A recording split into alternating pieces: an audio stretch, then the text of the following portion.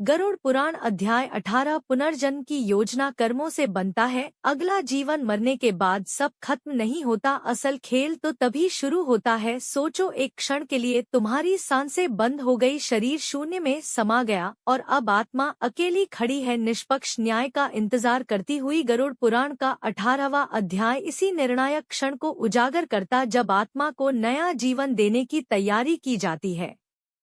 मृत्यु के बाद आत्मा को नरकों की यातनाएं झेलने के बाद उसे उसके कर्मों के अनुसार एक नया शरीर दिया जाता है। वो शरीर कैसे होगा? कौन से माता पिता उसे जन्म देंगे? कौन सा समाज?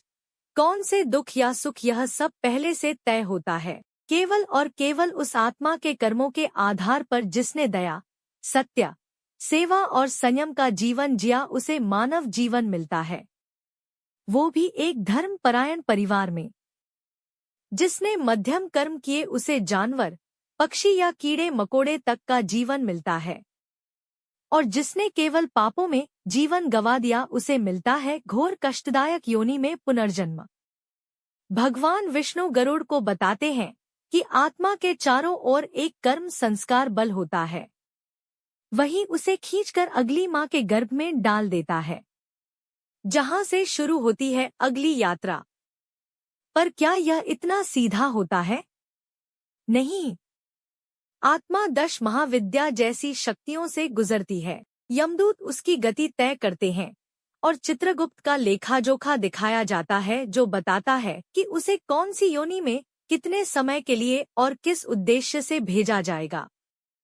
कुछ आत्माएं जो अत्यंत पुण्य आत्मा होती है वो देवलोक या पितृलोक तक जाती है, वही जो अत्यंत दुष्ट होती है उन्हें भयानक योनि दी जाती है, जैसे कुत्ता, सुअर, सांप, कीड़ा। आंखें वो समझ सके जो उसने दूसरों के दिए थे। इसलिए यह अध्याय केवल पुनर्जन्म की बात नहीं करता, यह एक चेतावनी है कि आज जो कर्म तुम कर रहे वही तुम्हारा भविष्य तय करेंगे।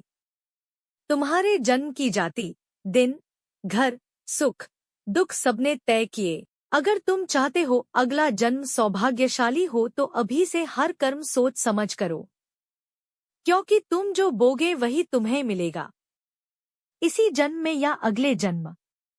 आगे की वीडियो देखने के लिए मेरे वीडियो को लाइक और चैनल को सब्सक्राइब जरूर करें।